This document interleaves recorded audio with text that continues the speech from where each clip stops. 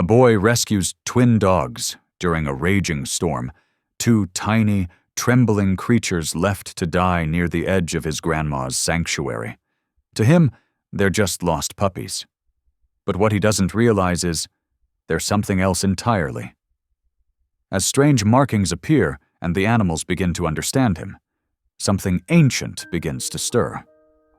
Now, a mysterious man is hunting them, claiming they're dangerous, but he's hiding something far worse. Why are these dogs unlike anything the world has seen? And why does this innocent boy seem destined to protect them at all costs? What secret are these pups hiding? And who's really in danger? Your comments and presence here remind me why I tell these stories. If you still believe in the healing strength of love, truth, and quiet courage, then you're the reason this channel exists. The late afternoon sun cast long shadows across the Montana countryside as 4-year-old Wyatt Henderson followed his grandmother Ruth around their small animal sanctuary. His tiny boots made squelching sounds in the mud as he carried a bucket of feed that seemed almost as big as he was. "Careful there, sweetheart," Ruth called out, her silver hair catching the fading sunlight. "Don't spill it all at once." Wyatt's face scrunched up in concentration as he carefully tipped the bucket into the sheep pen. "Like this, Grandma?" "Perfect, just perfect," Ruth smiled, her weathered hands resting on the fence post. She watched her grandson with a mixture of pride and sadness, remembering how just 6 months ago, their whole world had changed. The phone call in the middle of the night, the devastating news about her son and daughter-in-law's car accident.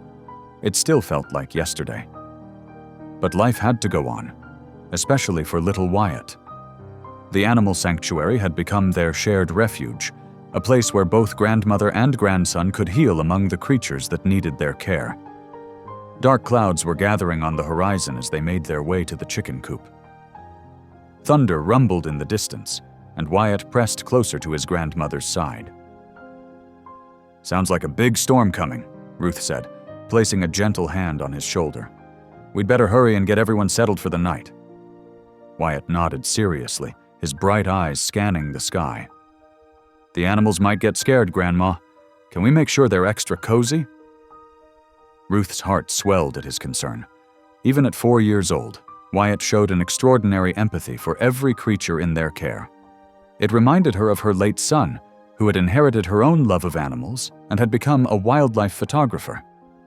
They worked together, checking on each animal enclosure. Wyatt knew all their names and personalities, from Old Betty, the grumpy goat, to Marshmallow, the 3-legged rabbit. He spoke softly to each one, tiny hands gentle as he helped distribute food and fresh water. "Remember when Daddy showed me how to feed the ducks?" Wyatt asked suddenly, scattering corn for the sanctuary's small flock. "He said not to chase them." Ruth paused in her work, watching her grandson's small face. These moments when he mentioned his parents were both precious and painful. "That's right, honey. Your daddy was very good with animals, just like you are." The wind was picking up now, whipping Ruth's jacket around her as they hurried to complete their evening routine. The sanctuary wasn't large, just a few acres with various enclosures and a barn, but it kept them busy. It had been Ruth's retirement project after decades as the area's only veterinarian, but now it served a greater purpose. It gave them both something to focus on, a way to channel their grief into love and care for others. "Grandma, look!" Wyatt pointed to where one of their newest residents, a young deer with a healing leg, was sheltering under a tree. "Should we help her into the barn?" "Good thinking," Ruth nodded, impressed by his observation. Together they slowly approached the deer, speaking in soft voices until they could guide her toward better shelter. Inside the barn, Ruth helped Wyatt spread fresh hay in the stalls, while the first heavy drops of rain began to fall outside. The familiar smells of hay and animals filled the air, along with the growing rumble of thunder. "You know what?" Ruth said, watching Wyatt carefully arrange a blanket for the injured deer. "Your mommy and daddy would be so proud of you. The way you take care of all our animals, you have such a big heart." Wyatt looked up at her, his unruly brown hair falling in his eyes. "Do you think they can see us? From heaven?" Ruth knelt down beside him, ignoring the protest in her joints. "I know they can, sweetheart, and I know they're watching over us every single day." A brilliant flash of lightning illuminated the barn windows, followed by a crash of thunder that made them both jump. Wyatt threw his arms around his grandmother's neck, and she held him close, feeling his small heart beating fast against her chest. "It's okay," she soothed, running a hand over his back. "We're safe in here, all of us." They stayed like that for a moment, grandmother and grandson finding comfort in each other while the storm raged outside. Ruth thought about how their quiet life had changed so dramatically, yet somehow they'd found their way forward together. The sanctuary had become more than just a retirement project. It was their healing place, their home. "Can we check on everyone one more time?" Wyatt asked as the thunder subsided slightly. "Just to make sure they're not scared?" Ruth smiled, helping him to his feet. "Of course we can. That's what we do here. We take care of those who need us." They made their final rounds, Wyatt insisting on personally checking each animal. He spoke gentle words of encouragement to the nervous ones, his small voice full of conviction that everything would be all right. Ruth watched him, marveling at how someone so young could have such an old soul when it came to caring for others. As they finally headed back to their house through the rain, Wyatt's hand tight in hers, Ruth said a silent prayer of thanks. Despite their loss, despite the hole in their hearts that would never completely heal, they had found purpose in this new life together. In caring for these animals, they were also caring for each other, finding ways to move forward one day at a time. The storm grew fiercer as evening settled over the sanctuary.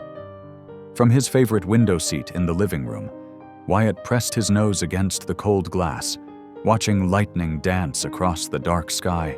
The wind howled through the trees, making their branches wave like giant hands. "Grandma, the animals will be okay, right?" Wyatt called out, his breath fogging up the window. Ruth looked up from where she was stirring a pot of hot chocolate on the stove. "They're all safe and warm in the barn, sweetheart. We made sure of that." A flash of lightning lit up the yard, and Wyatt's eyes widened. For just a moment, he thought he saw something moving near their fence line. He squinted through the rain-streaked window, trying to get a better look. There it was again. A small shape, then another, huddled against the fence. His heart started beating faster as he realized what he was seeing. 2 dogs, no bigger than puppies, were crouching in the storm. "Grandma!" Wyatt jumped down from his seat. "There are puppies outside!" "They're all alone in the rain." Ruth set down her spoon. "Wyatt, honey, stay inside. It's dangerous out there with the storm." But Wyatt was already pulling on his yellow rain boots. His whole body trembled with worry for the poor animals he'd seen. "They need help, Grandma." They look cold and scared. Before Ruth could stop him, Wyatt had pushed open the back door and darted out into the rain. The wind whipped his hair around his face as he ran toward the fence, his boots splashing through puddles. As he got closer, he could see the 2 puppies more clearly. They were beautiful, with unusual gray and white markings that seemed to shimmer in the lightning. They looked exactly alike, like twins. Both were shivering, pressed against each other for warmth. "It's okay," Wyatt said softly, approaching them the way his grandmother had taught him to handle scared animals. "I won't hurt you." The puppies raised their heads to look at him. Their eyes seemed to glow in the darkness, and despite their fear, they didn't try to run away. Wyatt noticed they were favoring their paws as if they were hurt. "Poor babies," he whispered. "Don't worry. My grandma can help you feel better. She used to be an animal doctor." Moving slowly, Wyatt knelt beside them. Rain soaked through his pajama pants, but he didn't care. The puppies watched him with trust in their unusual eyes. When he carefully reached out to touch them, they leaned into his hand. "I'll carry you to the house," he promised. "You'll be safe there." One at a time, Wyatt gently scooped up the puppies. They were surprisingly light in his arms, their fur cold and wet against his chest. He held them close, trying to shield them from the rain as he made his way back to the house. "Grandma!" he called out, his voice barely audible over the storm. "Grandma, help!" Ruth appeared in the doorway, her face pale with worry. "Wyatt Henderson, what in the world were you thinking running out in this weather? You could have been—" Her voice trailed off as she saw what Wyatt was carrying. The two puppies lifted their heads to look at her, and Ruth's eyes went wide with surprise. "Oh my!" she breathed, taking in their unusual appearance. "Oh my goodness!" "They're hurt, Grandma," Wyatt said, his lower lip trembling. "Can you help them? Please!" Ruth stood frozen in the doorway, staring at the creatures in her grandson's arms. Lightning flashed again, illuminating their strange, beautiful markings and their eerily intelligent eyes. For a moment, she seemed unable to speak. "Grandma?" Wyatt's voice quivered. "They're so cold." That snapped Ruth out of her daze. Whatever these animals were, they needed help, and that's what she and Wyatt did. They helped animals in need. "Bring them inside, quickly," she said, holding the door open wider. "Let's get them warm and dry, and then we'll take a better look at those injuries." Wyatt hurried past her into the warm house, clutching his precious burden. The puppies had stopped shivering quite so much, and they snuggled closer against him, as if they knew they were finally safe. Ruth closed the door against the howling wind and turned to face her grandson and his unusual finds. In the bright light of their kitchen, she could see the puppies even more clearly. Their markings were like nothing she'd ever seen before, and there was something about their faces that made her breath catch in her throat. These were no ordinary dogs. But Wyatt didn't notice his grandmother's reaction. He was too busy whispering gentle words to his new friends, his small hands stroking their wet fur with infinite tenderness. "Can we call them Thunder and Lightning?" he asked, looking up at Ruth with hope shining in his eyes. "Because we found them in the storm?" Ruth moved closer, her experienced eyes taking in every detail of the creatures her grandson had rescued. With each passing second, her amazement grew. But Wyatt was waiting for an answer, his face full of concern for his new friends. "First, let's get them dried off and checked out," she said carefully. "Then we can talk about names." Another flash of lightning illuminated the kitchen windows, and Ruth could have sworn the puppy's eyes glowed in response. She watched as they nestled closer to Wyatt, who held them as if they were the most precious things in the world. Ruth watched as Wyatt carefully cradled the shivering creatures, his pajamas still dripping from the rain. Her trained veterinarian's eye took in their distinctive features, the pointed ears, the shape of their muzzles, the way their paws were structured. These weren't ordinary puppies. They were wolf pups, and bringing wild animals onto the property could spell trouble. "Wyatt, honey," she said gently, kneeling beside him. "These little ones might not be regular dogs. They could be wild animals that need to go back to their family." Wyatt's lower lip trembled as he held them closer. "But Grandma, they're hurt, and they don't have a family nearby. I looked. They were all alone in the storm." His voice cracked with emotion. "Please don't make them go back out there." Ruth studied her grandson's face, seeing the same compassionate spirit that had made her son, Wyatt's father, such a wonderful veterinary assistant. The pups did look unusually young to be away from their pack, and their injuries needed attention. "They'll die if we don't help them," Wyatt whispered, tears welling in his eyes. "You always said we should help animals that need us." Ruth felt her resistance crumbling as she looked at the three of them, her innocent grandson, and these mysterious pups who seemed to trust him completely. There was something special about the way they responded to Wyatt, something she couldn't quite explain. "All right," she said finally, running a gentle hand over one pup's head. "We'll help them get better, but we'll need to be very careful, okay? Wild animals aren't like our farm animals." Wyatt's face lit up with joy. "Thank you, Grandma. Can we make them a special place in the barn, with blankets and everything?" "That's exactly what we need to do. Let me get my medical supplies, and we'll set up a proper recovery area for them." They worked together quickly, Ruth gathering her veterinary kit while Wyatt carefully dried the pups with soft towels. In the barn, they created a cozy corner away from the other animals, laying down clean straw and soft blankets. Ruth set up 2 heat lamps to keep the small space warm.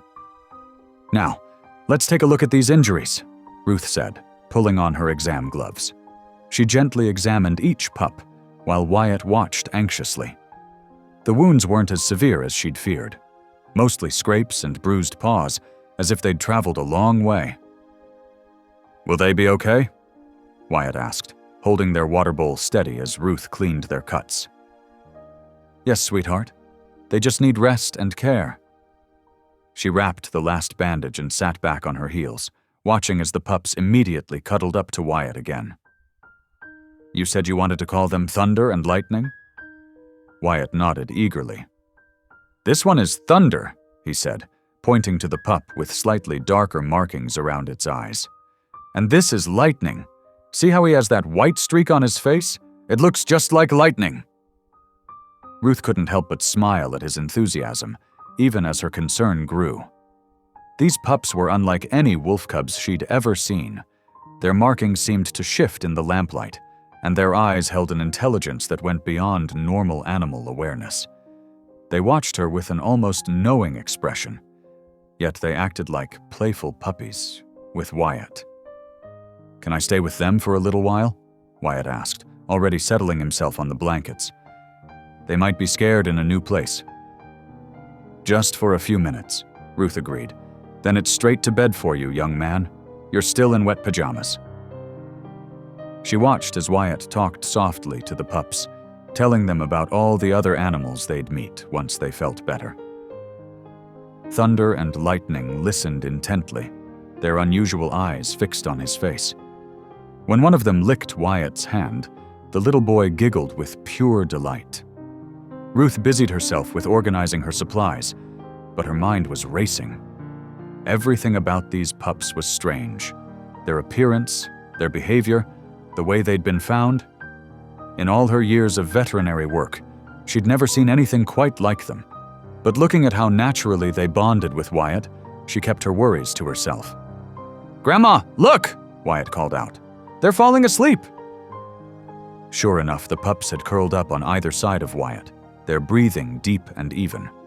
They looked peaceful now, their injuries cleaned and bandaged, their fur dry and fluffy. "They feel safe with you," Ruth said softly, touched by the scene before her. "But now it's time for all little boys to get some sleep too." "Can I come check on them first thing in the morning?" "Of course. We'll need to feed them and change their bandages." Ruth helped Wyatt up, making sure the pups stayed settled in their makeshift bed. "They're very special, Wyatt. We'll need to take extra good care of them." "I will, Grandma, I promise." Wyatt bent down to give each pup a gentle pat. "Good night, Thunder. Good night, Lightning. Sweet dreams." As they walked back to the house, Ruth glanced over her shoulder at the barn. Through the window, she could see the heat lamps casting a warm glow over the sleeping pups. Whatever these creatures were, whatever had brought them to her sanctuary on this stormy night, they were now part of her responsibility. More importantly, they were part of Wyatt's heart. She'd seen it happen in those few short hours, a connection forming that went beyond simple kindness to animals. Her grandson had found something special, and she would help him protect it, even if she didn't fully understand it yet. Inside the house, as she helped Wyatt change into dry pajamas, she caught him yawning. "Into bed now, sweetheart. Thunder and Lightning will be there in the morning." "Promise you'll wake me up early to help with them?" "I promise." Ruth tucked him in, kissing his forehead. "You did a very brave and kind thing tonight, helping those pups." Wyatt smiled sleepily. "They needed us, Grandma. Just like you always say. When animals need help, we help them. Over the next few days, Wyatt's world narrowed to the cozy corner of the barn where Thunder and Lightning were recovering. From the moment he opened his eyes each morning, his thoughts were focused on the pups. He would rush through breakfast, barely touching his cereal, eager to start his daily routine of care. "Slow down, sweetheart," Ruth would remind him gently. "The pups aren't going anywhere." But Wyatt couldn't help himself. He had appointed himself their primary caregiver, and he took his duties seriously. With Ruth's guidance, he learned how to prepare their special formula, warming it to just the right temperature. His small hands would carefully hold the bottle as the pups eagerly drank their meals. "That's it. Nice and slow," he would whisper, his face beaming with pride as they finished every drop. "Good boys." Ruth watched from the barn doorway, amazed at how naturally her grandson handled the young wolves. Where most 4-year-olds might be rough or impatient, Wyatt showed remarkable gentleness. He seemed to know instinctively what the pups needed, whether it was food, comfort, or play. The pups, in turn, responded to Wyatt in ways that made Ruth's veterinary instincts tingle with curiosity. When he entered the barn, their heads would lift before he made any sound, as if they sensed his presence. They followed his movements with unusually focused attention, their eyes tracking him with an intelligence that seemed beyond their age. "Look, Grandma," Wyatt called out one morning, sitting cross-legged in their pen. "They know their names already." Sure enough, when Wyatt called Thunder, only the pup with darker eye markings looked up. Lightning brought an immediate response from his brother with the white streak. Ruth had never seen such young wolves, or any wild animals, learn their names so quickly. The pups' recovery progressed at an extraordinary pace. The scrapes and bruises that had marked their arrival healed faster than Ruth expected. Their strength returned rapidly, and soon they were playfully tumbling around their pen, always mindful of Wyatt's presence. "Careful now," Ruth would caution when the play got too rowdy. But she noticed how the pups seemed to adjust their behavior around Wyatt, as if they understood his size and vulnerability. They never scratched or nipped too hard, always pulling back just enough to keep their games gentle. Wyatt spent hours simply sitting with them, talking to them as if they were old friends. He told them about his parents, about life on the sanctuary, about his favorite animals. The pups would listen intently, their heads tilted, occasionally making soft whining sounds that almost seemed like responses. "They understand me," Wyatt insisted one afternoon while helping Ruth change their bedding. "Sometimes I think they answer back." Ruth watched as Thunder pressed his nose against Wyatt's hand, making a sound that was neither bark nor howl. Lightning echoed his brother with a similar vocalization. The sounds were unlike anything Ruth had heard in her years of veterinary work, more complex than typical wolf pup communications. "When I'm sad about Mom and Dad," Wyatt confided quietly, "they know it. They come and put their heads on my lap, just like this." As if on cue, both pups moved to comfort him, their actions perfectly synchronized. Ruth noticed other peculiarities, too. The pups' markings seemed to shift, depending on the light and their mood. Sometimes in the early morning sun, she could swear she saw patterns in their fur that resembled ancient symbols. Their eyes, too, held depths she couldn't explain, sometimes appearing to glow with an inner light, especially when they looked at Wyatt. The bond between boy and pups grew stronger each day. Wyatt would sit for hours, brushing their fur and singing little songs he made up about them. The pups would lie perfectly still, as if entranced by his voice. When he read his picture books out loud, they would gather close, their eyes fixed on the pages as if following along. "These aren't ordinary wolves," Ruth murmured to herself one evening, watching as Wyatt demonstrated his new reading skills to his attentive audience. The pup's behavior went beyond mere animal intelligence or even exceptional training. There was something else at work here, something she couldn't quite grasp. During their medical checks, Ruth noticed how the pups would comply perfectly with her examinations. but only after looking to Wyatt for reassurance. It was as if they understood that she was helping them, but needed Wyatt's confirmation to trust the process. "Good boys," Wyatt would say, and they would immediately relax under her touch. "Grandma's just making sure you're getting better." The sanctuary's other animals seemed to sense something special about the pups as well. The usually vocal roosters grew quiet when thunder and lightning were near. The normally skittish sheep showed no fear of the young wolves. Even the old, cranky goat that Ruth had rescued years ago would stand calmly at the pen's edge, watching the pups with what looked like respect. Wyatt's dedication never wavered. He helped clean their pen, refresh their water, and monitor their food intake. When Ruth taught him how to check their healing wounds, he listened with complete concentration, his small face serious with responsibility.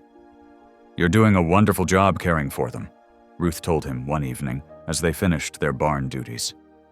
"They're very lucky you found them." Wyatt looked up at her, his eyes bright with purpose. "They needed me, Grandma, and I need them too."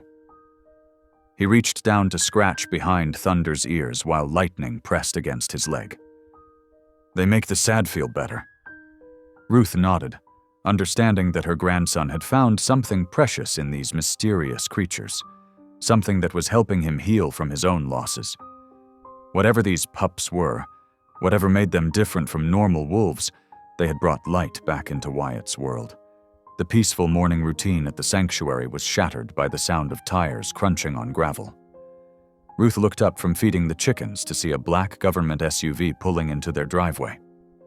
Her heart skipped a beat as a tall man in an official-looking uniform stepped out, his polished boots gleaming in the morning sun.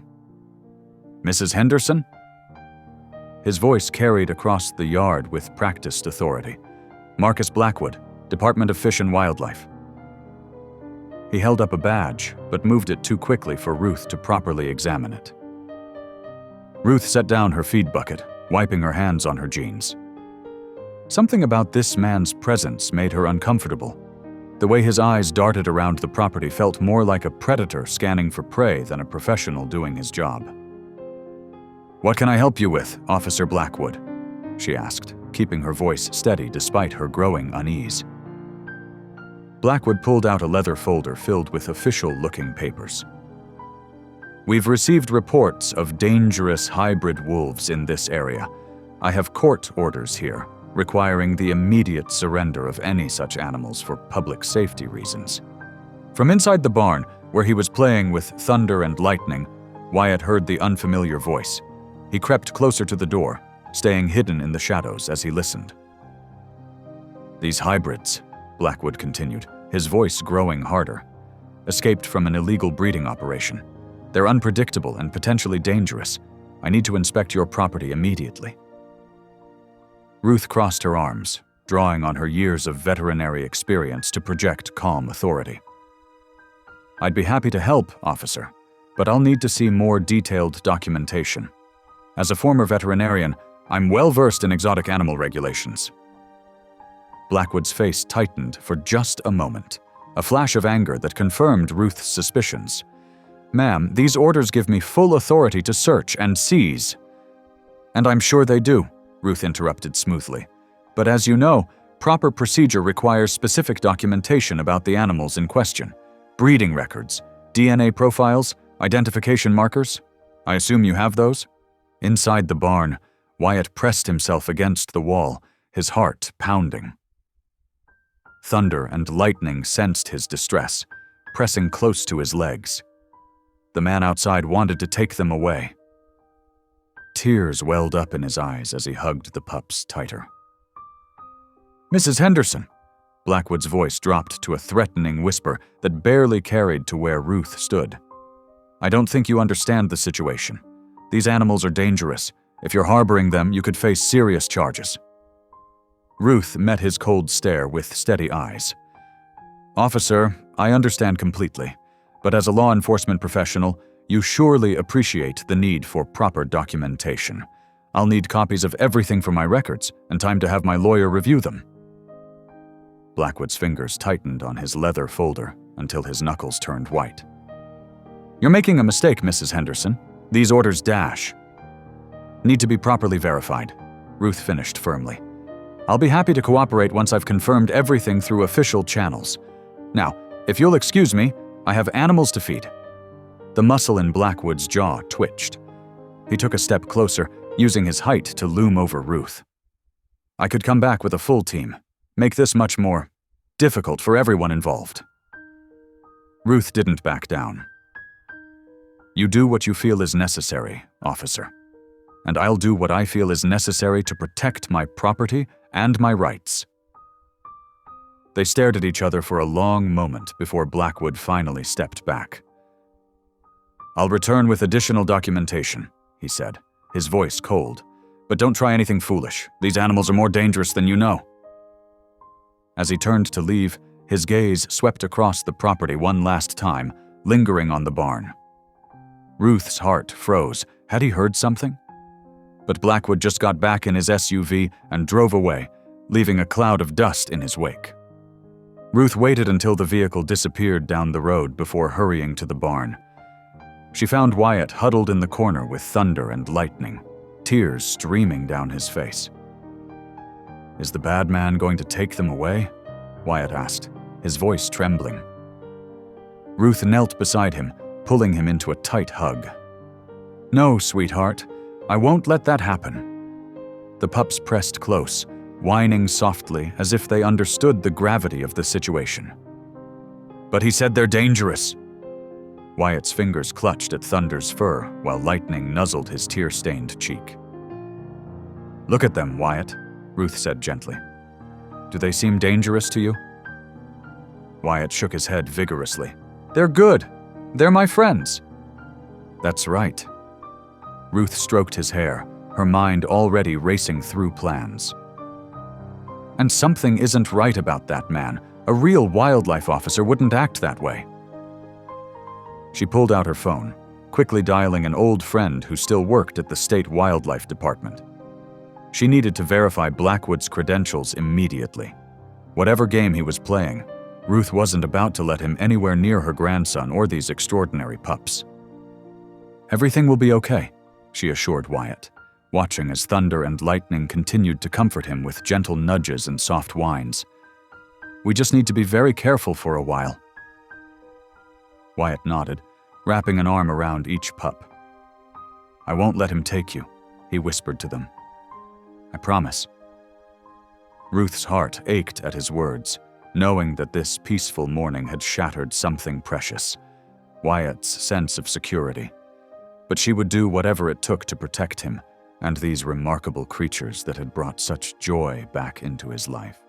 Ruth sat at her kitchen table, surrounded by scattered papers and notes, her phone pressed to her ear. Outside, the late afternoon sun cast long shadows across the sanctuary grounds, where Wyatt played with thunder and lightning in the grass. I'm sorry, but we have no record of an Officer Marcus Blackwood in our department, said the woman from the Montana Fish and Wildlife Office. It was the third such call Ruth had made today, and each response left her more troubled than the last. He showed a badge and documentation, Ruth explained, watching through the window as Wyatt gestured to the pups. Are you certain? Ma'am, I've checked our entire personnel database. No one by that name is authorized to conduct inspections or seizures in your area. Ruth's fingers tightened around her pen. What about reports of escaped hybrid wolves? Any breeding operations under investigation? Nothing on record, the woman replied. If there were dangerous animals loose, every office in the state would know about it. After ending the call, Ruth added another note to her growing list of inconsistencies. Something was very wrong with Blackwood's story, but she couldn't piece it together yet. Outside, Wyatt's voice carried through the open window. Thunder, bring the red ball. Lightning, wait by the fence. Ruth looked up, expecting to see the usual chaos of a 4-year-old playing with puppies. Instead, her mouth fell open as she watched Thunder trot directly to a red ball in the grass, pick it up, and carry it to Wyatt. At the same time, Lightning ran to the designated fence post and sat waiting patiently. Good boys, Wyatt praised them, his face beaming. Now switch places." The pups immediately responded, moving to their new positions with perfect understanding. Ruth pushed back her chair and walked onto the porch, unable to believe what she was seeing. These weren't the random movements of playful puppies. They were following complex instructions with human-like comprehension. "Wyatt, honey," she called out, trying to keep her voice casual. "How long have Thunder and Lightning been able to understand you like that?" Wyatt shrugged, scratching both pups behind their ears. "They always understand me. They're super smart." As if to demonstrate, Thunder pressed his nose against Wyatt's chest and whined softly. The boy's face immediately shifted to concern. "Oh, they're thirsty, Grandma. Can you fill their water bowl?" Ruth walked closer, studying the pups carefully. Their eyes seemed to hold an intelligence that went far beyond animal instinct. When she returned with the water, she deliberately placed it several feet away from where Wyatt had indicated. Neither pup moved toward it. "That's not where they like it," Wyatt said matter-of-factly. He picked up the bowl and moved it to their spot. Only then did Thunder and Lightning step forward to drink. Throughout the afternoon, Ruth observed more incredible behaviors. When Wyatt skinned his knee after tripping, both pups immediately flanked him protectively, helping him balance as he limped to the porch. When a delivery truck backfired in the distance, they positioned themselves between the sound and Wyatt before the boy even registered the noise. As evening approached, Ruth sat on the porch swing, her mind swimming with questions. The pups now dozed at Wyatt's feet while he colored in his picture book. Every few minutes, one would lift its head to scan the surroundings before settling back down. "Wyatt," she said softly, "do Thunder and Lightning ever talk to you? In your head, maybe?" The boy looked thoughtful. "Not with words, but I always know what they're feeling. And they always know what I'm feeling, too." He reached down to stroke Lightning's fur. "Sometimes I have bad dreams about Mom and Dad, and they wake me up and make me feel better." Ruth's heart tightened. She hadn't known about the nightmares. "They wake you up?" Wyatt nodded. "They lick my face and snuggle really close until I'm not scared anymore. Then they guard my door so the bad dreams can't come back."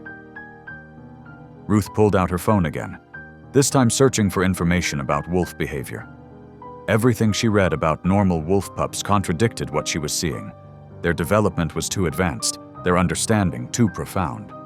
These creatures were something else entirely. Thunder suddenly lifted his head, ears pricked forward. A low growl rumbled in his chest. Lightning was instantly alert too, moving to stand between Wyatt and whatever had caught their attention. "What is it, boys?" Wyatt asked, completely unafraid of their changed demeanor. Ruth scanned the tree line but saw nothing unusual. Still, she trusted their instincts. "Let's go inside, sweetheart. It's almost dinner time anyway." As they walked to the door, both pups maintained their protective positions around Wyatt. Ruth noticed they kept their bodies angled toward the trees until they were safely inside. Later that night, after tucking Wyatt into bed, Ruth sat at her computer reviewing security camera footage from the property. She rewound to Blackwood's visit, studying his vehicle for any identifying marks she might have missed. The camera caught something interesting, a small logo on the SUV's door that had been partially covered with black tape. She zoomed in, enhanced the image, and felt her blood run cold. The partially visible symbol matched the logo of Harrison Steele's private wildlife collection, a wealthy man notorious for acquiring exotic animals through questionable means. Ruth reached for her phone to call the local sheriff, then hesitated. Without proof, what could she report? That her grandson's wolf pups were mysteriously intelligent? That a man with fake credentials might be connected to a controversial collector? From upstairs came the soft sound of Wyatt's laughter, followed by gentle whines from Thunder and Lightning. Ruth closed her eyes, listening to the peaceful interaction.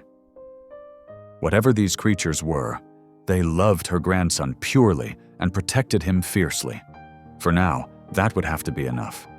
She needed more information before she could act. But one thing was certain. Marcus Blackwood was not who he claimed to be, and she would not let him anywhere near these extraordinary animals or her precious grandson. The morning sun had barely risen when Ruth heard the crunch of tires on gravel. Through the kitchen window, she saw 3 black SUVs rolling up her driveway, kicking up dust in their wake. Her heart sank as Marcus Blackwood stepped out of the lead vehicle, followed by 4 men wearing tactical vests and carrying holstered weapons. "Wyatt," she called softly to her grandson, who was feeding Thunder and Lightning their breakfast in the mudroom. "Stay inside with the pups, okay?" Ruth stepped onto the front porch, squaring her shoulders as Blackwood approached. His smile didn't reach his cold eyes. "Mrs. Henderson," he said, gesturing to the armed men. "These deputies are here to assist in collecting those illegal hybrid wolves." Ruth's gaze swept over the men. Their gear looked military rather than law enforcement, and none wore proper police identification. "Those aren't official deputy uniforms," she said firmly, "and you still haven't provided valid documentation for this seizure." Blackwood's smile vanished. "I've been patient, but that ends now." He pulled papers from his jacket. "This court order gives me full authority to remove dangerous animals from your property." "That document isn't properly notarized," Ruth countered, drawing on years of experience with legal veterinary paperwork. "And I've confirmed with Fish and Wildlife that you don't work for them." Through the screen door behind her, Ruth heard Thunder and Lightning's low growls. She glanced back to see Wyatt kneeling between them, his small hands buried in their fur. Both pups had positioned themselves protectively around the boy, their intelligent eyes fixed on the intruders. Blackwood followed her gaze, his expression hardening. "Those creatures are worth millions to the right buyer. Don't force me to take more aggressive action." "Are you threatening me?" Ruth's voice carried across the yard. "Because that sounds like an admission that you're not really here on official business." "Listen carefully." Blackwood stepped closer, dropping his professional facade. "My employer wants those wolves. He's not accustomed to being denied. Things could get very unfortunate for you and your grandson if you continue being difficult." The armed men spread out, hands resting on their weapons. Ruth's heart pounded, but she didn't back down. "Get off my property," she demanded. "The only way you're taking those animals is with proper documentation and real law enforcement." Inside, Wyatt pressed his face against the screen door. "You can't take them," he cried out. "They're my dogs." "They're not dogs, kid," Blackwood snapped. "They're valuable specimens that don't belong to you." Thunder and Lightning's growls deepened, their hackles rising as they pressed closer to Wyatt. Ruth noticed how they positioned themselves to guard both the door and the window, demonstrating a tactical awareness that seemed impossible for normal animals. "This is your final warning," Blackwood said. "Surrender the wolves now or we'll return with a full tactical team. And next time, we won't be asking nicely." Ruth stepped forward, her voice steady despite her fear. "And I'm warning you, come back here without legitimate authority, and I'll have the real police waiting. I've documented everything, including your connection to Harrison Steele's illegal exotic animal trade." Blackwood's face flickered with surprise before his expression turned murderous. "You're making a serious mistake, old woman." "The mistake was yours," Ruth replied, "thinking you could intimidate me into giving up my grandson's pets without proper cause or documentation." The standoff stretched for several tense seconds before Blackwood finally turned away. "Let's go," he barked to his men. "We'll handle this another way." Ruth stood her ground until all 3 vehicles had disappeared down the driveway. Only then did her hands begin to shake. She hurried inside, gathering Wyatt and the pups into a tight embrace. "I won't let them take Thunder and Lightning," Wyatt declared fiercely. "They're family." Ruth watched as both pups nuzzled the boy reassuringly, their earlier aggression completely gone. Their behavior was so far beyond normal animal intelligence that she could no longer deny the truth. These creatures were something extraordinary, something she didn't fully understand. "No one's taking them," she promised, even as her mind raced with plans. They needed help. But who could she trust? How could she protect them all from whatever Blackwood might do next?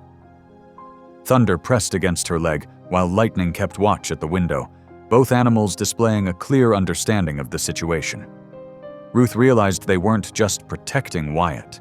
They were protecting all of them. Whatever these creatures truly were, they had chosen her grandson, forming a bond that went far deeper than simple pet ownership. She pulled out her phone and began taking photos of the tire tracks in the driveway, the partial license plates she'd glimpsed, and every other detail that might help prove what had happened. They were dealing with dangerous people now, and she needed evidence to back up her story when she reported this to the authorities. Wyatt sat on the floor between his beloved pups, completely unafraid despite the morning's events. "Thunder and lightning won't let the bad men hurt us," he said with absolute certainty. "They're special." Ruth looked at the boy and his extraordinary companions, remembering how they had come to them that stormy night. "Yes, they are," she agreed softly. "Very special indeed." Ruth sat at her kitchen table late that night, surrounded by printouts and her laptop's pale glow. Thunder and Lightning lay sleeping beside Wyatt's bed upstairs, their protective instincts never wavering. Her fingers flew across the keyboard as she dug deeper into Marcus Blackwood's past, each new discovery making her blood run colder. "Oh my God," she whispered, staring at a news article from 2 years ago. The story detailed a brutal raid on a protected wolf sanctuary in northern Montana. The adult wolves had been killed, but their pups had mysteriously vanished. The official investigation had gone nowhere. She clicked through more articles, connecting the dots. Similar incidents had occurred across the Northwest, always following the same pattern. Protected wolves would disappear, only to surface months later in private collections. The name Harrison Steele kept appearing in the margins of these stories, a wealthy collector known for acquiring rare animals through questionable means. Ruth's hands trembled as she opened an email from her old veterinary colleague. Attached were internal documents from the real Department of Fish and Wildlife, revealing that Marcus Blackwood had been fired 5 years ago for suspected involvement in animal trafficking. "It was all fake," she murmured, remembering his threatening display that morning. The badges, the paperwork, those armed men, all of it.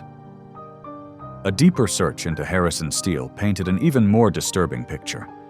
The billionaire had built a private menagerie of endangered species, paying millions for animals that shouldn't be available at any price. His latest obsession was acquiring what he called ghost wolves, a legendary bloodline of white wolves said to possess extraordinary intelligence. Ruth's heart stopped as she found a grainy photo of adult wolves that looked exactly like Thunder and Lightning. The same pure white fur, the same unusual markings. The caption mentioned a protected pack living in a remote valley, guarded by local tribes who considered them sacred spirit animals. Their parents, she realized, her throat tight with emotion. The article went on to describe how the entire pack had been wiped out in a suspicious attack 6 months ago. Only the youngest pups had never been found, until they appeared at her fence that stormy night. Ruth pulled up Blackwood's current business dealings. He operated through a network of shell companies, all leading back to Harrison Steele's private animal collection. The amounts changing hands were staggering. Millions of dollars for single specimens of rare breeds. "They're not just after any wolves," Ruth said aloud, pieces clicking into place. "They're after the last surviving pups of a sacred bloodline." She thought about Thunder and Lightning's impossible behavior, their human-like understanding, their tactical awareness during confrontations, their deep emotional bond with Wyatt. These weren't ordinary wolves. They were something extraordinary, something that men like Steele would stop at nothing to possess. The sound of footsteps on the stairs made her look up. Wyatt stood there in his pajamas, rubbing his eyes. "Grandma?" "Thunder and Lightning wanted to check on you." The 2 pups padded silently down behind him, their white fur ghostly in the dim light. They moved to either side of Ruth's chair, pressing against her legs as if offering comfort. Their eyes held an ancient wisdom that made her shiver. "We're in real trouble, aren't we?" Wyatt asked quietly. Despite his young age, he seemed to sense the gravity of the situation. Ruth pulled him into her lap, hugging him close. "Those men who came today, they're bad people who steal special animals like thunder and lightning. They hurt their mommy and daddy, but the pups escaped and found their way to you." "Because they knew I'd protect them," Wyatt said with absolute conviction. "That's right, sweetheart." Ruth smoothed his hair. "But these men have a lot of money and dangerous friends. They won't stop trying to take thunder and lightning away." "We won't let them," Wyatt declared fiercely. Both pups raised their heads at his words, their eyes glowing with otherworldly intelligence. Ruth looked at her grandson and these remarkable creatures who had chosen him as their guardian.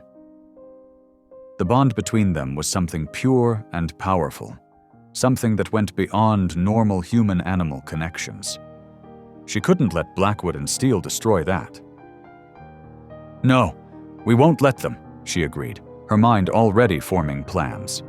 "But we need to be very careful. These men are dangerous, and they're used to taking what they want." She turned back to her laptop, pulling up contact information for trusted friends in law enforcement and wildlife protection. They would need help to stand against the resources Steele could bring to bear. But first, they needed to document everything.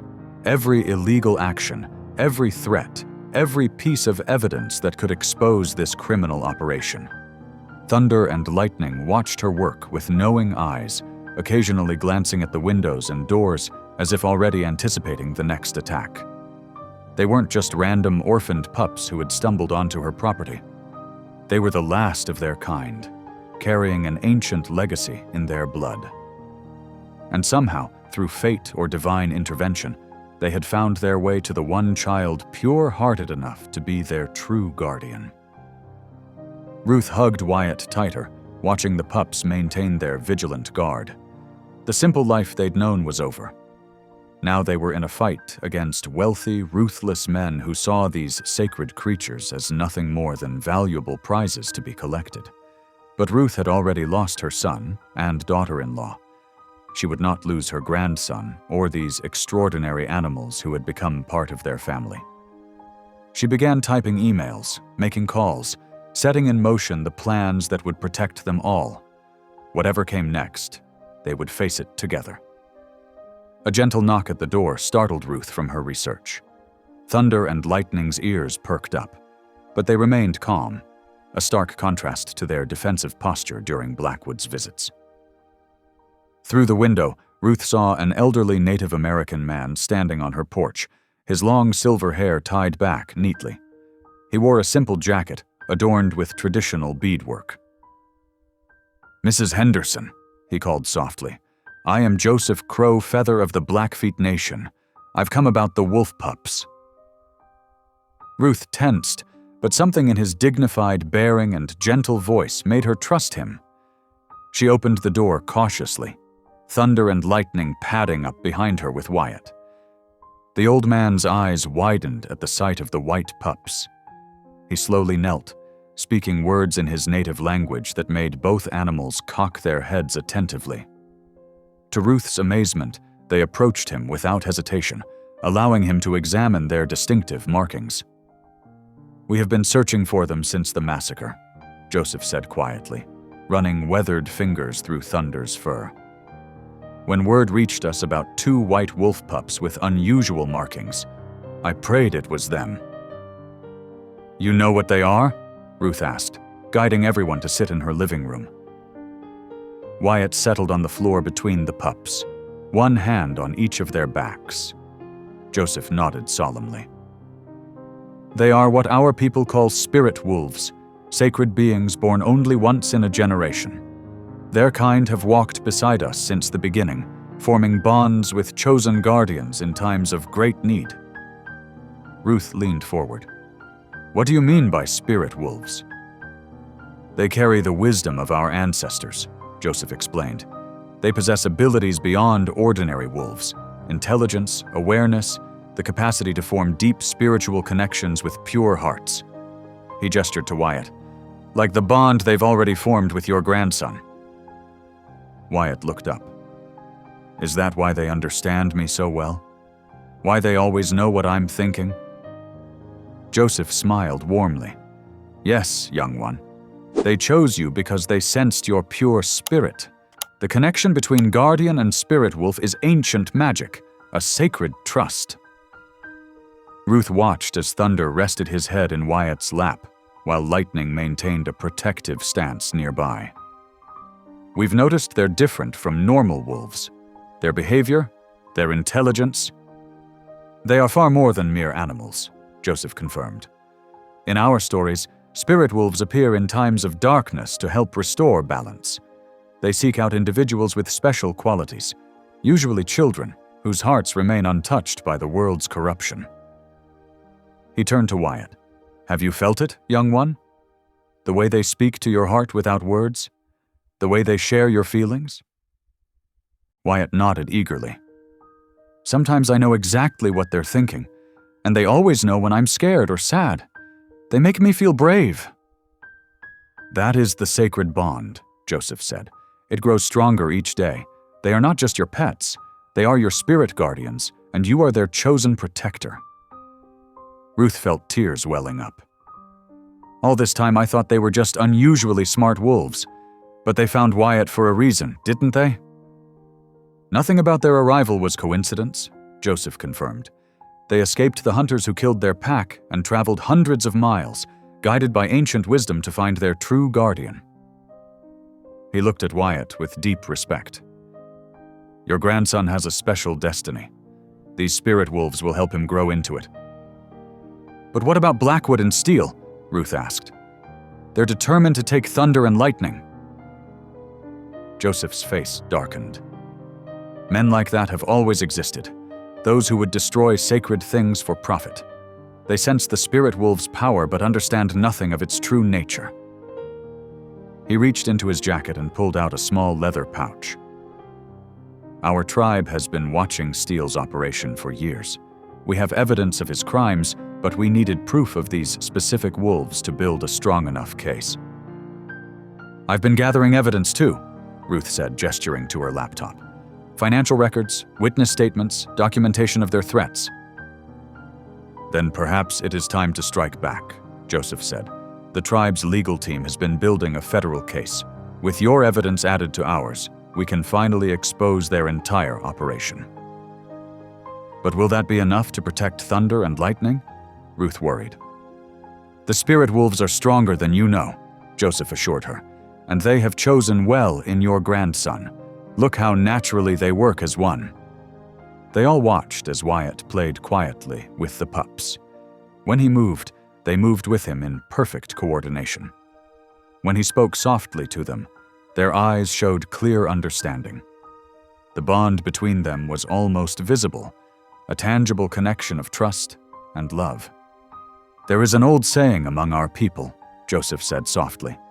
When the spirit wolves choose their guardian, neither distance nor darkness can break their bond. They will always find their way back to each other. Ruth felt a profound sense of peace settle over her. The mysterious pups who had appeared on that stormy night weren't just lost animals needing rescue. They were sacred beings who had been searching for Wyatt, drawn to his innocent spirit and loving heart. Their presence wasn't a random chance, it was destiny. What do we do now? She asked. We protect them, Joseph said simply. All of them. The spirit wolves, your grandson, and the sacred bond they share. Together we are stronger than those who would destroy such magic for greed. Thunder and Lightning moved to flank Wyatt, their white fur gleaming in the afternoon light. In that moment, Ruth could finally see them clearly. Not as wolves, but as ancient guardians who had chosen her grandson to carry on their sacred legacy. Whatever challenges lay ahead, they would face them as family. Joseph sat cross-legged on Ruth's living room floor. Thunder and Lightning settled peacefully on either side of Wyatt as the elder opened an intricately beaded medicine pouch. He withdrew a small, weathered book bound in leather, its pages yellow with age. "This journal belonged to the last Spirit Wolf Guardian," Joseph explained, carefully turning the delicate pages. "Walking Bear was his name. He lived over 100 years ago, when our people still roamed freely across the plains." Wyatt leaned forward, fascinated by the faded sketches of wolves that looked just like thunder and lightning. "Did he have 2 spirit wolves too?" "Yes, young one. Their names were Moonshadow and Star Dancer." Joseph smiled at the boy's intense interest. "Walking Bear wrote down everything about his sacred bond with them, so future guardians would understand their gift." Ruth watched as Joseph showed Wyatt detailed drawings of the distinctive markings that identified spirit wolves, the same swirling patterns she'd noticed on Thunder and Lightning's fur. "Why has it been so long since the last guardian?" she asked. Joseph's expression grew solemn. "The spirit wolves only appear in times of great need, when the balance between nature and man becomes dangerous. They choose guardians who can help restore harmony." He looked meaningfully at Wyatt. "It has been over 100 years since they last chose someone. You are very special, young one." Wyatt absently stroked Thunder's head. "But what am I supposed to do? I'm just a little kid." "Your pure heart is exactly what makes you perfect for this responsibility," Joseph explained gently. "The spirit wolves seek those who haven't been corrupted by greed or hatred. They need a guardian who sees the world with innocent eyes and loves without conditions." Thunder lifted his head and nuzzled Wyatt's cheek, making the boy giggle. Lightning maintained his watchful position, ears constantly moving to track sounds from outside. "The bond you share is already strong," Joseph observed, "but it can grow even stronger. Would you like to learn how?" Wyatt nodded eagerly. Joseph reached into his pouch and brought out a small wooden flute decorated with feathers and beadwork. "This is a sacred instrument used by guardians to focus their connection with the spirit wolves. Watch." He played a soft, melodic tune. Thunder and Lightning's ears perked up immediately, and they began making soft whining sounds in harmony with the music. Wyatt's eyes widened as he felt something shift in his awareness. "I can feel what they're feeling," he exclaimed. "It's like their hearts are singing with the music." Joseph nodded, lowering the flute. "The sacred songs help open the paths between your spirits. With practice, you'll be able to share thoughts and feelings more clearly. The spirit wolves will teach you things that can't be learned from books or schools." Ruth felt tears welling up as she watched her grandson absorbing these profound teachings with such natural acceptance. "But what about Blackwood? How do we protect Wyatt and the wolves from him?" "The spirit wolves have their own powers," Joseph assured her. A sharp crack echoed from outside, making everyone freeze. Lightning stood up, hackles raised, while Thunder pressed closer to Wyatt. Miles away, in a makeshift command center set up in an abandoned hunting cabin, Marcus Blackwood slammed his fist on a table covered in surveillance photos. His latest images showed Joseph Crow Feather's truck parked at the Henderson Sanctuary. "That meddling old man!" he snarled at his assembled team of mercenaries. "He's probably already contacted tribal authorities. Our window is closing fast." One of his men spoke up. "What's so special about these wolves anyway? Why not just grab different ones?" Blackwood whirled on him. "Because these aren't ordinary wolves, you idiot. They're worth millions to the right buyer. Steele has been searching for spirit wolves for decades." He jabbed his finger at a photo of Thunder and Lightning. "Those markings, their unusual behavior, they're exactly what he's been looking for. And I'm not losing this payday because some kid and his grandmother got lucky enough to find them first." He spread out a tactical map of the sanctuary property. "We move tonight. Full tactical gear, tranquilizer guns for the wolves." His eyes gleamed with dangerous intensity. "And whatever force is necessary to deal with anyone who gets in our way." Back at the sanctuary, Joseph was teaching Wyatt simple meditation techniques to strengthen his connection with the spirit wolves. The boy sat quietly between them, eyes closed, practicing steady breathing as Joseph softly played the sacred flute. "Feel their presence in your heart," Joseph instructed.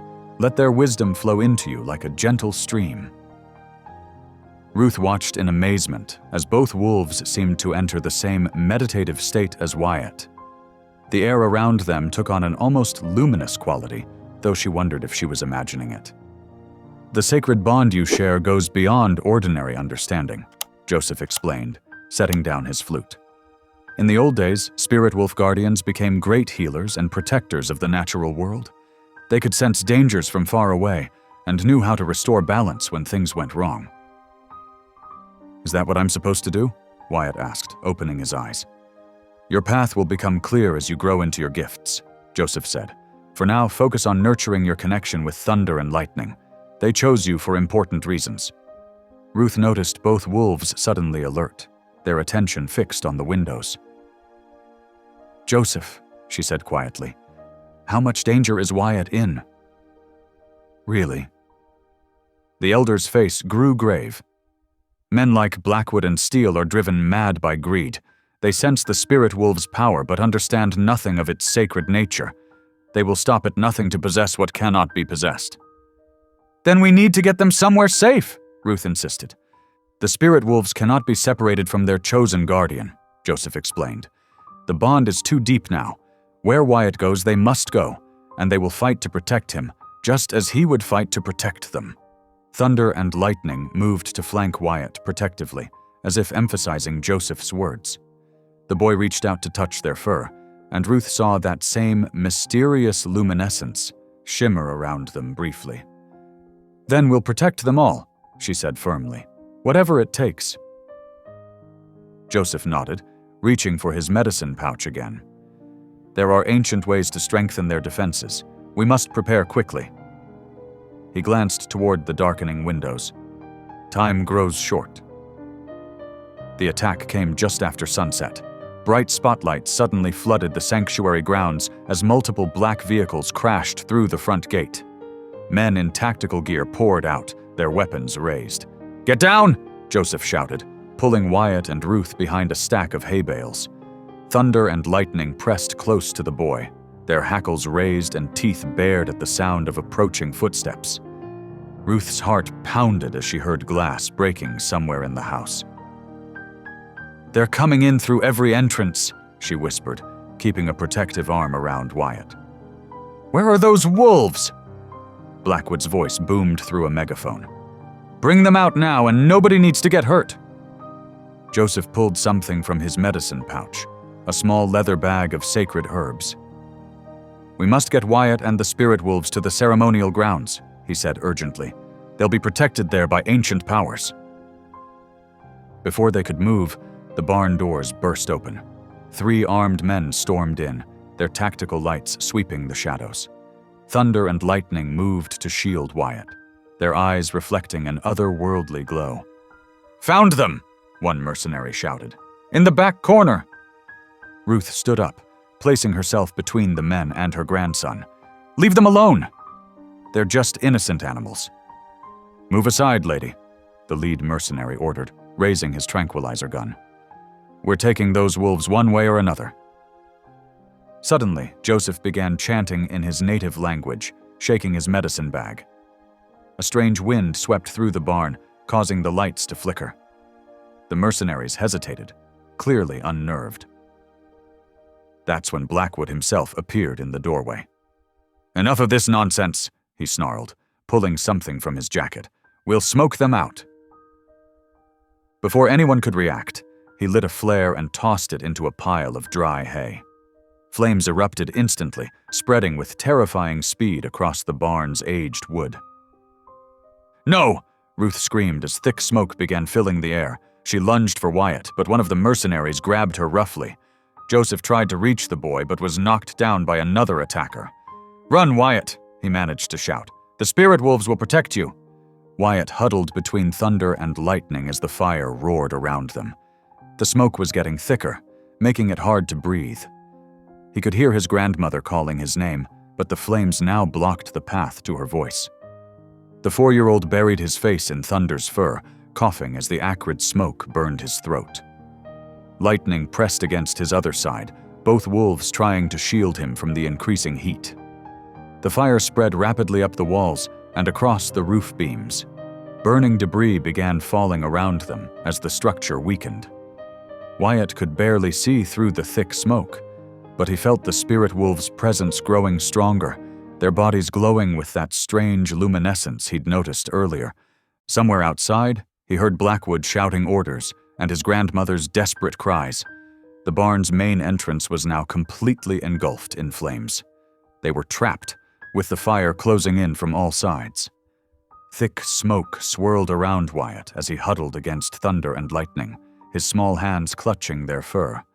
The 4-year-old could barely see through his tears, and the roar of the flames made everything seem scary and confusing. But then something amazing happened. Thunder and Lightning's eyes began to glow with an intense blue-white light, like stars brought down to earth. The supernatural radiance cut through the heavy smoke, casting an otherworldly glow across the burning barn. Wyatt gasped as he felt a tingling sensation where his hands touched their fur. "I'm scared," he whispered. The spirit wolves pressed closer, their bodies now emanating a soft, protective light. Through their mystical bond, Wyatt could sense their thoughts, not in words, but in feelings and images. They were showing him the way out. Thunder took the lead while Lightning stayed close to Wyatt's side, supporting him when he stumbled. The spirit wolves moved with impossible certainty through the chaos, guiding the boy along paths that seemed to appear magically before them. They ducked under falling beams that crashed down seconds later and skirted around spots where the floor was about to give way. No normal animal could have navigated the inferno with such precision. The spirit wolves seemed to see not just what was happening, but what was about to happen. They led Wyatt through gaps in the flames that closed up right after they passed, as if nature itself was helping them escape. Finally, they reached a section of the barn wall that had partially collapsed. Thunder and Lightning nudged Wyatt through the opening and into the cool night air. The boy fell to his knees, coughing but safe, as his grandmother Ruth ran to embrace him. "Oh, thank God!" she cried, holding him tight. But Thunder and Lightning weren't finished. The spirit wolves took up positions on either side of Wyatt and lifted their heads to the star-filled sky. Their howls rang out in perfect harmony, a haunting, beautiful sound unlike anything human ears had ever heard. The mystical song echoed across the valley, carrying with it an ancient power that seemed to make the very air vibrate. Within minutes, answering howls came from every direction. Dark shapes emerged from the forest, wolves of all sizes and colors, their eyes reflecting the firelight. They moved with silent purpose, forming a circle around the sanctuary. More and more arrived until dozens of wolves stood shoulder to shoulder, creating an impenetrable living barrier. Blackwood and his men found themselves completely surrounded. The wolves' teeth gleamed as they growled in unison, the sound like rolling thunder. No one dared to move. Even the hardened mercenaries lowered their weapons, instinctively recognizing they faced something far beyond their understanding. Thunder and Lightning stood proudly beside Wyatt, their eyes still glowing with supernatural light. Through their sacred bond, the boy could feel their satisfaction. The spirit wolves had called upon their earthly kin, summoning an army of protectors to defend their chosen guardian. Joseph Crow Feather watched in awe, tears streaming down his weathered face. "The old stories are true," he whispered. "The spirit wolves have returned in full power, and they have found their guardian." The circle of wolves tightened, their synchronized growls growing deeper and more menacing. Blackwood's mercenaries began backing away, their tough facades crumbling in the face of something they couldn't understand. One by one, they turned and ran, scrambling over each other in their desperation to escape the supernatural army that surrounded them. "Get back here, you cowards!" Blackwood screamed, his face twisted with rage and fear, but his men were already disappearing into the darkness, leaving him alone to face the consequences of his actions. Ruth stood protectively in front of Wyatt, her silver hair glowing in the light of the burning barn. "It's over, Blackwood," she said firmly. "Leave now, while you still can." But cornered criminals are the most dangerous kind. With trembling hands, Blackwood pulled out his pistol and aimed it directly at Ruth's chest. His eyes had the wild look of a man who had nothing left to lose. "If I can't have the wolves," he snarled, "then no one will." The gunshot cracked through the night air like thunder, but before the bullet could reach Ruth, a blur of silver-gray fur launched through the air. Thunder had moved with impossible speed, throwing himself between Ruth and the bullet. The spirit wolf crashed to the ground with a heart-wrenching yelp. "No!" Wyatt screamed, breaking free from Ruth's grasp and running to his fallen friend. Lightning howled in anguish, and the surrounding wolves surged forward as one. Blackwood turned to run, but didn't make it 3 steps before the wolf pack descended upon him. They didn't attack. They didn't need to. Their presence alone was enough to pin him in place, trembling and defeated. Wyatt fell to his knees beside Thunder, his small hands hovering over the wound in the wolf's side. "Please don't die," he sobbed, tears streaming down his face. "Please, Thunder, I love you." His tears fell onto the spirit wolf's fur, and something extraordinary began to happen. Where each tear landed, a soft blue-white light began to glow. The light spread outward like ripples in a pond, growing stronger and brighter. Thunder's labored breathing began to ease, and the wound started to close before their astonished eyes. Joseph Crow Feather watched in wonder. "The ancient prophecies spoke of this," he said softly. "The tears of the true guardian have the power to heal their spirit wolf companions. This is the final proof. Wyatt is the one we have waited for." Thunder's eyes fluttered open, now glowing with renewed strength.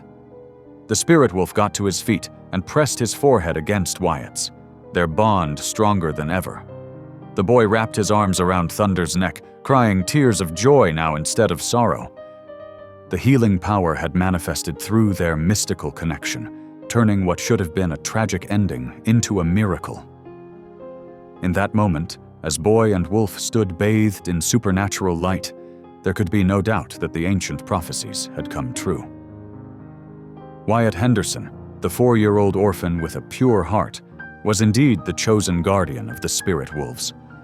The circle of wolves tightened, their growls growing more menacing with each passing second. Blackwood's mercenaries began backing away, their faces pale with fear. These weren't just ordinary wolves.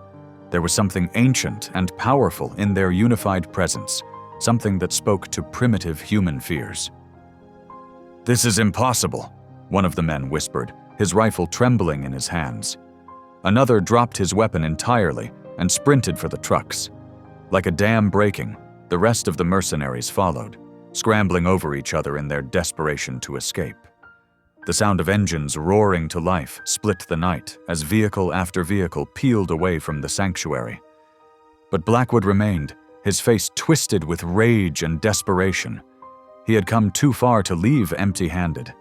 His eyes darted between the spirit wolves and Ruth, who stood protectively near Wyatt. In that moment, something inside him snapped. "If I can't have them," he snarled, pulling out his handgun, "then no one will!" He aimed the weapon directly at Ruth's chest. Everything happened in a blur of motion. Thunder launched forward with supernatural speed, a streak of silver in the firelight. The gunshot cracked through the air just as the spirit wolf intercepted the bullet meant for Ruth. Thunder crashed to the ground with a heart-wrenching yelp, red blooming across his silvery coat. "No!" Wyatt screamed, breaking free from Ruth's grasp. He ran to Thunder's side, falling to his knees beside the wounded wolf. Lightning howled in anguish, while the surrounding wolf pack surged forward, driving Blackwood to the ground. The gun flew from his hand as the wolves pinned him, their teeth bared inches from his throat. But Wyatt noticed none of this. His whole world had narrowed to Thunder's labored breathing and the growing red stain in his friend's fur. Tears streamed down the little boy's face, falling onto Thunder's wound. Please don't leave me, Wyatt sobbed, his small hands pressed against Thunder's side. I love you. Something extraordinary began to happen. Where Wyatt's tears fell, a soft blue-white light began to glow. The light spread outward from each droplet, pulsing in rhythm with Thunder's heartbeat. Everyone watched in amazement as the bullet wound slowly began to close, the damaged tissue knitting itself back together under the supernatural radiance. Thunder's breathing steadied, growing stronger with each passing moment. The spirit wolf lifted his head, touching his nose to Wyatt's tear-stained cheek.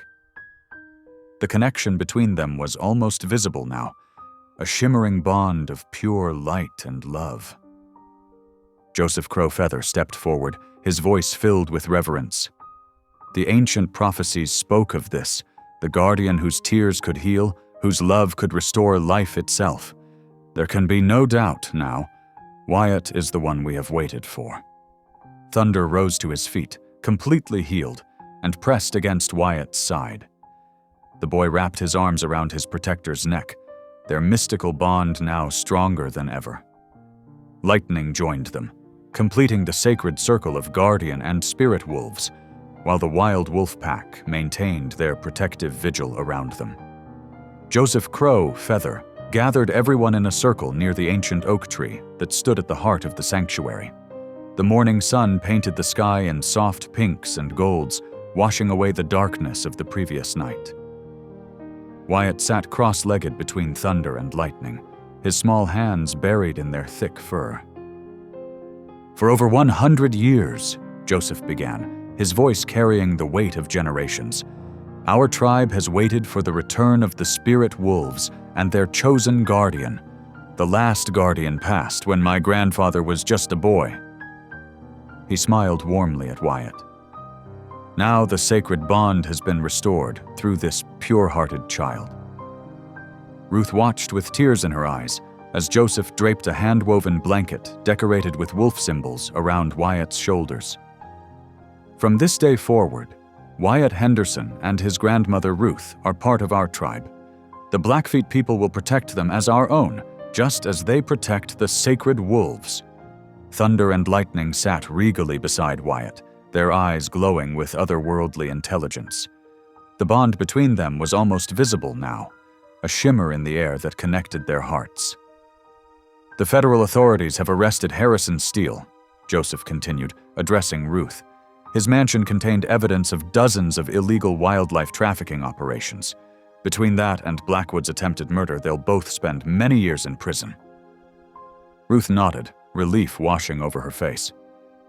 What about the sanctuary? The tribal council has declared this land a protected spiritual site, Joseph explained. No one can ever threaten it again. The spirit wolves have chosen this as their sacred ground. As if to confirm his words, Thunder and Lightning raised their heads and howled in perfect harmony. The sound carried across the valley, filled with power and promise. Later that afternoon, Ruth stood on the porch, watching Wyatt play with the spirit wolves in the meadow. The sight brought happy tears to her eyes. Thunder and Lightning bounded around the laughing boy, their movements perfectly synchronized as they created a protective circle of joy around him. Joseph joined her on the porch. The spirit wolves' powers are growing stronger, he observed. They can sense when any child within many miles is in danger. Already they've guided 3 lost hikers to safety and warned a family about a gas leak in their home. It's remarkable, Ruth said softly.